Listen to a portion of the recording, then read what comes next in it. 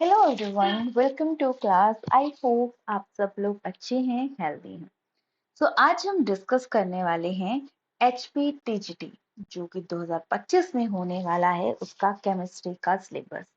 कैसे पढ़ना है, क्या पढ़ना है, क्या चीजें हैं, वो सारी चीजें हम यहाँ पे डिस्कस करने वाले हैं कि हमें कैसे पढ़ना है और मतलब किस चैप्टर का कितना पढ़ना है। याद रखिएगा, जैसे कि टीजीटी का एग्जाम आ चुका है, बहुत सारी वीडियोस आपको यूट्यूब पे मिल जाएंगे। बट क्या पॉसिबल है इतना ज्यादा कंटेंट पढ़ पाना? कंटेंट यूट्यूब पे बहुत है, इसीलिए सबसे ज्यादा इम्पोर्टेंट बन जाता है कि पढ़ना कहाँ से है, कितना पढ़ना है, क्या पढ़ना है। याद रखिएगा, जब आप अपने एग्जाम की तैयारी कर रहे हैं तो पहले ही डिसाइड कर लीजिएगा कि आपने अपने कंटेंट को कहाँ से स्टडी करना है। राइट, सिलेबस कहाँ से पढ़ना है, एमसीक्यूज कहाँ से करने हैं। क्योंकि अगर आप 4 5 10 टीचर्स को फॉलो करोगे तो आप कुछ भी नहीं कर पाओगे। इसलिए 2 3 मेन टीचर्स को फॉलो कीजिए, उनका कंटेंट देखिए, पहले सर्च कीजिए कि आपकी नीड को कौन पूरा कर रहा है, उसके कंटेंट को देखिए और फिर समझिए कि ये हमारे लिए बेस्ट है और उसी में लग जाइए। याद रखिएगा, टाइम कम है, बहुत टाइम बाद 2019 के बाद, राइट, 2025 में एग्जाम आ रहा है। कंपटीशन भी बहुत ज्यादा है और पेपर भी थोड़ा चेंजेस तो आएंगे ही, राइट। अब क्या क्या चेंजेस आते हैं, क्या है वो चीजें हम यहाँ पे डिस्कस करने वाले हैं। तो चलिए डिस्कस करते हैं। HPTGT कमीशन केमिस्ट्री का सिलेबस, राइट, 2025। अब बात करें, बहुत सारे स्टूडेंट्स का होता है कि मेडिकल का सिलेबस अलग होता है, नॉन मेडिकल का अलग, राइट। तो मेडिकल हो या नॉन मेडिकल, दोनों के लिए सिलेबस सेम रहता है। अब देखिए, पूरे सिलेबस में से आपको 200 क्वेश्चंस आने वाले हैं, जिसमें कि सब्जेक्टिव आपको 140 क्वेश्चन, बाकी 60, यानी ज्यादा वेटेज आपके अपने सब्जेक्ट स्ट्रॉन्ग होना चाहिए। अब मेडिकल वालों के लिए ये बन जाएगा botany, zoology and chemistry. Non medical के लिए मैथ, फिजिक्स एंड केमिस्ट्री। अगर हम 140 को डिवाइड करें तो अप्रोक्स 46 क्वेश्चन एक सब्जेक्ट के रहते हैं। अब इसमें थोड़ी सी वेरिएशन भी आ जाती है, याद रखिएगा, इसमें कहीं ना कहीं थोड़ी बहुत वेरिएशन आ जाती है। आपको अपने जो पेपर है उसके बारे में ध्यान में रखना है। जैसे 1 2 क्वेश्चन हो सकता है, पर याद रखिएगा 40 से ऊपर ही क्वेश्चन आपके सब्जेक्टिव रहने वाले हैं।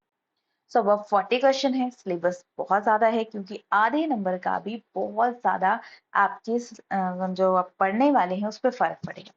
कहाँ से पढ़ें, क्या पढ़ें? तो सबसे पहले आप सिलेबस देखिए, प्रीवियस ईयर पेपर देखिए। अगर ये चीजें आप देखते हो तो आप काफी हद तक चीजों को अच्छे से कर पाओगे। चलिए बात करते हैं हम केमिस्ट्री के सिलेबस की। सबसे पहले बात करेंगे कि एग्जाम को अप्रोच कैसे करना है। सबसे पहले हमने बात की, इस हमने क्या देखना है कि हमने बहुत सारे टीचरों को फॉलो नहीं करना है। अगर बुक से पढ़ना है तो बहुत सारी बुक्स को नहीं फॉलो करना है, 1 2 बुक लीजिए और देखिए क्वेश्चन कहाँ से सॉल्व करने हैं। टॉपिक लीजिए, क्वेश्चन कीजिए, अपने टाइम को बांटिए। सबसे ज्यादा इंपॉर्टेंट रहता है अपने टाइम को आप कैसे डिवाइड करते हैं। क्योंकि देखो, आपको एक ही सीट चाहिए और एक सीट के लिए लाखों लोग हैं, और लाखों लोगों में से आपको सिर्फ 1 सीट चाहिए। उसके लिए कंपटीशन भी आपको अच्छा ही करना पड़ेगा, वरना पूरी उम्र आप ऐसे ही रह जाओगे। तो सिलेबस की बात करें, यहाँ पे मैंने क्लास 11 क्लास 12 आपको पता है कंप्लीट सिलेबस आता है, डिटेल में आता है। तो यहाँ पे मैंने आपको डिवाइड कर दिया है इनऑर्गेनिक, ऑर्गेनिक एंड फिजिकल में। सबसे पहले बात करें ऑर्गेनिक। अब ये जो सब बेसिक कंसेप्ट है, ये क्लास 11 का फर्स्ट चैप्टर है। ये आप बेसिक है, सभी जगह यूज होगा। इनऑर्गेनिक में भी, फिजिकल में भी, सब जगह इसके कंसेप्ट यूज होते हैं। तो ये अपने आप में बहुत ज्यादा इंपॉर्टेंट है। इसे मोल कंसेप्ट को आपको कभी नहीं भूलना है, क्योंकि मोल कंसेप्ट से क्वेश्चन आते ही आते हैं। मोल कंसेप्ट तो बहुत बहुत बहुत ज्यादा इंपॉर्टेंट है। अब structure of A atom, electron, proton, उसके रेंज क्या है, वैल्यू क्या है, अब प्लैंक कांस्टेंट, न्यूमेरिकल। देखो, टैट में जब आपने तैयारी की थी, आपने डेफिनेशन डेफिनेशन पढ़ी थी, और न्यूमेरिकल का कोई ज्यादा रोल नहीं है, सिर्फ ज्यादा से ज्यादा मोल का एंड पार्टिकल का न्यूमेरिकल आ जाते हैं। पर टीजीटी में लेवल तो बढ़ाएंगे ही, और बहुत टाइम बाद एग्जाम आ रहा है तो टफ भी करेंगे, तो इसीलिए न्यूमेरिकल पे भी आपको उतना ही फोकस करना है। स्ट्रक्चर ऑफ ए एटम में आपके न्यूमेरिकल थोड़े से बन जाते हैं, और ये कोई टफ नहीं है, फॉर्मूला पता है, आप इजीली इसके न्यूमेरिकल्स को कर दोगे। क्लासिफिकेशन बहुत ज्यादा इंपॉर्टेंट है। क्लासिफिकेशन ये आपका कुछ चैप्टर क्लास 11 में मिल जाएगा, क्लास 12 में मिल जाएगा। जैसे कि इसमें 3 चैप्टर है क्लास 11 में और आधा क्लास 12 में। तो एस ब्लॉक है, पी ब्लॉक है, डी ब्लॉक है, एफ ब्लॉक है, हर चीज कहाँ को ट्रेंड चेंज हो रहा है, किसकी क्या वैल्यू है, क्या है, कौन इलेक्ट्रोनेगेटिव है, कौन स्ट्रॉन्ग है, इलेक्ट्रोनेगेटिविटी किस स्केल से नापी जाती है, क्यों ये हो रहा है, स्क्रीनिंग इफेक्ट क्या होता है, हर एक चीज आपको बहुत ही डीपली स्टडी करनी है, राइट। सो बात करें chemical bonding and molecular structure की, देखो हर एक चैप्टर से क्वेश्चन आने ही आने वाला है। सो आपको कैसे पढ़ना है, क्या पढ़ना है, ये आपको देखना पड़ेगा। तो जैसे कि केमिकल बॉन्डिंग, हाइब्रिडाइजेशन का कंसेप्ट, पहले कौन सा, देखो याद रखिएगा किस साइंटिस्ट ने कौन सी चीज दी थी और किस सन में दी थी, ये भी आपको यहाँ पे याद रखना पड़ेगा, क्योंकि ये भी बहुत ज्यादा इम्पोर्टेंट है, राइट। अब बात करें एसिड बेस एंड सॉल्ट, इसमें आपके ये अगर बात करें केमिकल इक्विलिब्रियम से क्वेश्चन आ जाता है कि एसिड कौन है, बेस कौन है, किसने बोला, कंजुगेटेड एसिड बेस, बताओ कौन सा एसिड है। देखो कई बार जब हाँ जहाँ पे हाइड्रोजन नहीं है, ऑक्सीजन है, तो जो रेडॉक्स रिएक्शन वाला टॉपिक है इसके साथ रिलेटेड ये टॉपिक बन जाता है, और कौन स्ट्रॉन्ग एसिड है, कौन वीक एसिड है, ये सारे के सारे पॉइंट आपको यहाँ पे लर्न करने पड़ेंगे। एनवायरमेंट केमिस्ट्री बेसिक कंसेप्ट है, बायो में भी आता है और यहाँ पे भी आ जाएगा, इसमें आपको लर्न करना है। आइसोलेशन एलिमेंट और क्या है, कहाँ से ऑब्टेन किए जाते हैं, किस फॉर्मूला, हर एक फॉर्मूला आपको याद होना चाहिए, याद रखिएगा। देखो अपने मतलब कितने साल हो गए होंगे आपको +2 के, राइट, और उसके बाद अब एग्जाम आ रहा है, राइट। तो +2 में आपने ये सारी चीजें पढ़ी हैं, तो जब आप वहां पे पढ़ के क्वालिफाई कर सकते हो, तो अब तो आपका लेवल भी अप हो चुका है, नॉलेज भी अप है, तो अब तो आपको इसके डीप कंसेप्ट पता होना चाहिए। तो डीप से डीप जितना आप पढ़ सको आपको पढ़िए।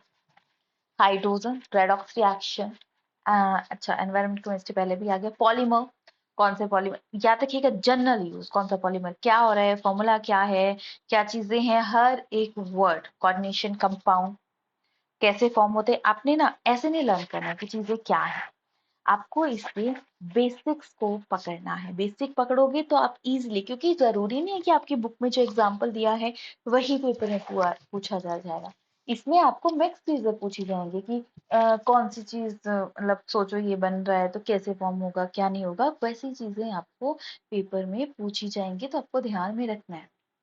फिजिकल केमिस्ट्री के तो न्यूमेरिकल आप अच्छे से कर लेंगे, हर एक टॉपिक है, कोई भी टॉपिक है, न्यूमेरिकल्स आपको इसके सॉल्व करने ही करने हैं, जैसे कि chemical kinetics, chemical mechanism, solid state, thermodynamics, equilibrium, ये चैप्टर यहाँ पे, इसकी डेफिनेशंस भी लर्न करनी है, और फॉर्मूले याद रखिएगा, फॉर्मूला लेना है और उसके बेसिस पे आपको इसके क्वेश्चन सॉल्व करने हैं। जितने आप इसके क्वेश्चन सॉल्व करोगे उतनी ज्यादा आपको इसके बारे में नॉलेज होगी।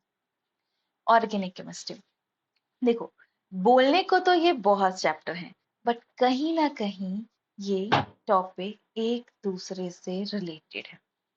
याद रखिएगा, अगर आप हाइड्रोकार्बन पढ़ रहे हैं ना, हाइड्रोकार्बन कैसे बन रहा है, तो कहीं ना कहीं वो दूसरे चैप्टर में दूसरे तरीके से पूछा गया है, राइट।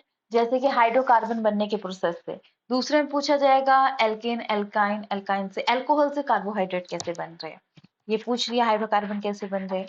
दूसरे में ऐसा पूछा जाएगा कि एल्केन एल्कीन से हम अल्कोहल कैसे बनाएंगे, तो वही चीज पूछी जाती है मेन इसमें, जो जैसे कि माना रिएजेंट क्या यूज हो रहा है, जैसे ऑक्सीडाइजिंग एजेंट यूज हो रहा है, कौन कितना स्ट्रॉन्ग है, क्या रोल प्ले कर रहा है, ये आपको याद रखना है।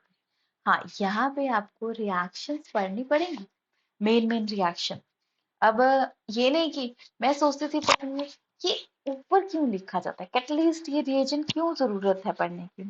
देखिए, खाना बनता है, खाने में नमक हल्दी सब कुछ चलता है, तभी आगे चीज प्रोसेस होती है, कितना टेम्परेचर दिया जा रहा है उतने टाइम में चीजें बनती है। वैसे ही ये कैटलिस्ट है, ये है, वही मेन रोल प्ले करेगा ना, कहाँ पे बाइंड हो रही है चीज। आप इसको ये मत सोचिए, देखो एग्जाम आ रहा है बर्डन लेके मत पढ़िएगा, एग्जाम आ रहा है क्या करें क्या, मतलब पढ़िए, पढ़ना तो सारा ही है, टाइम रूटीन बांटिए और उस चीज को इतना डीप पढ़िए कि इससे क्वेश्चन आता है तो आप गलत ना कर पाओ। बेशक एक दो चैप्टर कम कर लो कि अच्छा इस सेक्शन से कम आता है, छोड़ो परे, इस चीज को हम छोड़ देते हैं, बाकी चीजें की, पर जो करना है, टॉपिक पढ़ना है, उसको बहुत बहुत बहुत डीप आपने उसकी स्टडी करनी है कि क्या चीज किसमें बोली गई है, वो सबसे ज्यादा इंपॉर्टेंट है। राइट, एल्डिहाइड मतलब ये सारे चैप्टर के नाम हैं, nitrogen containing compound, oxygen containing compound, ये सारी चीजें आपको पढ़नी। जैसे कुछ आप बोलेंगे बायोमोलिक्यूल, बायोमोलिक्यूल एक जनरल टॉपिक है, सब बहुत सारे चैप्टर में कुछ ना कुछ इसका मिल जाएगा। राइट, इसमें विटामिन हैं, ग्लैंड्स के बारे में है, ये सारी चीजें इससे पूछी जाएंगी। तो याद रखिएगा, बहुत ज्यादा मैटर करेगा। देखो अगर टैट की बात करें तो टैट में कुछ जनरल जनरल चीजें केमिस्ट्री की पूछी जाती हैं, उतना डीप नहीं आता। पर टीजीटी का एग्जाम है, बहुत टाइम बाद आ रहा है, तो इसके डीप कंसेप्ट आपको यहाँ पे पूछे जाएंगे। बाकी बात करें, अब आप बोलोगे मैम स्ट्रेस दे दिया क्या करें। देखिए, स्ट्रेस के साथ नहीं पढ़ना है, आपको सोचना है आप कर सकते हैं और काम में लग जाइए।